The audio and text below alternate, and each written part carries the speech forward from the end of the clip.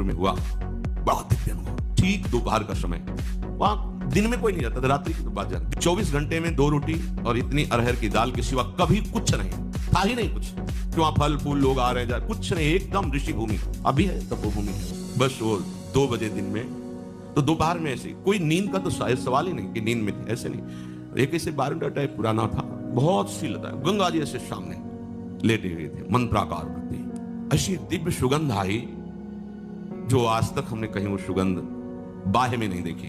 ऐसा लगा कहां से, मतलब सौरभ का जैसे कोई प्रवाह आ रहा हो, और जैसे जैसे सुगंध वो घ्राणेंद्रिय से अंदर जाती, जैसे नशा चढ़ रहा हो। थोड़ी देर में जड़ता शरीर में आ गई, हिल नहीं सकते, एकदम जड़ शरीर, एकदम आंख खुली हुई है, पूरी चेतना है, ऐसे भी नहीं कर सकते, बिल्कुल सीधे लेटे हुए। और ऐसे लेटे लेटे गंगा जी के दर्शन हो रहे थे। एकदम आधा शरीर ऊपर का, ऐसे जैसे किसी ने उठा के बैठा और देखा गंगा की धारा से एक श्वेत वस्त्रधारी, दिन है, खुली आंख है, कोई स्वप्न नहीं, कोई तंद्रा नहीं, श्वेत वस्त्र धारण कर, श्वेत चटाए ऐसे, और वो ऐसे चले आए।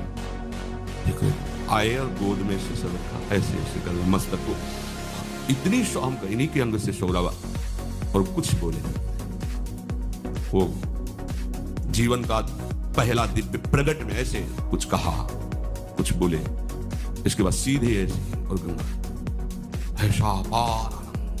जब आप उस सीमा को पार कर जाएंगे जहां कहीं किसी से अपनापन नहीं, शरीर से भी नहीं, वहां सैकड़ों बिच्छी ऐसे घूमती थी जैसे काले चींटे घूमते ना, भूरे काले चींटे, ऐसे बिच्छियां घूमती थी, बिच्छखापर, सांप, कई तरह, जंगल पूरा ना, गंगा जी का एकदम किनारा ना, कभी भी कुछ भी हो सकता है। और 2 ही लोग इधर आम लेते थे, एक पंजीरी बाबा थे, वो दूर एक उनकी कुटिया थी, उसमें वो लेटे रहते, वृद्ध थे वो, और बड़े तपस्वी थे, वहां कोई और टिक नहीं सकता। अपनापन जब तक शरीर से, तब तक दिव्यता का अनुभव। हम बहुत अंदर लालायित रहे कि इनसे पूछे आपको का परिचय, हिम्मत, मतलब वो एकदम ऐसी जड़ता भाव थी कि हिम्मत ही नहीं पड़ रही थी पूछे। बाद में पता चला, वर्षों बाद में पता चला कि अमुक अमुक महापुरुष प्रकट होकर के बताए।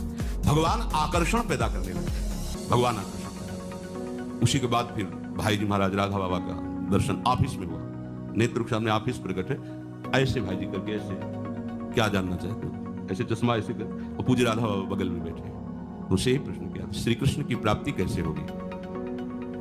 ऐसे देखे और बोले, जब श्री कृष्ण बन जाओगे तो श्री कृष्ण की प्राप्ति हो जाएगी। उस समय सही समझ में नहीं आ रहा था, और उन्हीं की कृपा, जैसे ये कवा प्रभु का, तो बोले मनमयाहा तदात्मिकाहा तन्मयाहा, ये में न जान पड़े कान है कि प्राण है। जब कृष्णमय हो जाओगे तभी कृष्ण का साक्षात्कार होगा।